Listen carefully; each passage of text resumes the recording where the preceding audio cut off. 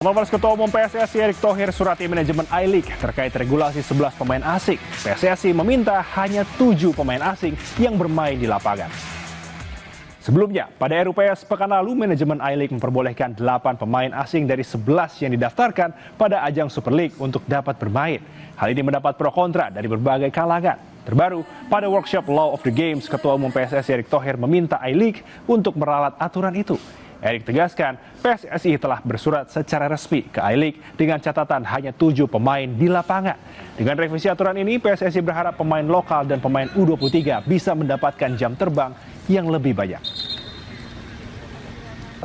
Kita dari PSSI sudah rapat dan mungkin minggu depan Liga akan bertemu kami bahwa kita melihat ya untuk 8 pemain di dalam satu game itu terlalu banyak.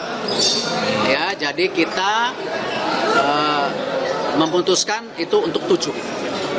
Ya, 7 ditambah pemain U23 itu tetap diprotek 45 menit. Dan sisanya tentu pemain nasional. Dan saya lihat beberapa pemain diaspora kita juga ada kembali. Informasi berikutnya, Persatuan Sepak Bola Seluruh Indonesia atau PSSI menggelar Laws of the Game Workshop sebagai pembekalan terkait aturan permainan terbaru sepak bola. Rencananya aturan ini akan diterapkan pada Super League musim 2025-2026. Direktur Teknik International Football Association Board atau IFAB, David Elleray, menjadi pembicara utama pada Laws of the Game Workshop yang diselenggarakan PSSI di Jakarta 16 Juli. Acara ini turut dihadiri Ketua Umum PSSI Erick Thohir hingga perwakilan manajemen I-League, serta 2 anggota komite wasit PSSI Yoshimi Ogawa dan Pratap Singh. Workshop meliputi awal mula sejarah sepak bola dunia hingga peraturan pertandingan dan solusi teknis. Tak lagi soal improvement VAR, IFAB tegaskan kiper tidak boleh memegang bola selama 8 detik.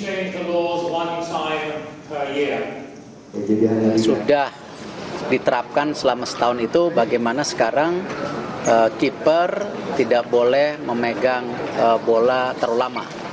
Itu dibatasin 8 detik, jadi dihitung nantinya dan sudah diterapkan di kejuaraan dunia sepak bola antara klub. Dan infonya tahun ini juga seperti tadi dari Mr. Ogawa sampaikan sebagai tentu komite wasit akan mulai di Liga 1 di Liga 2. Jadi kita selalu improve.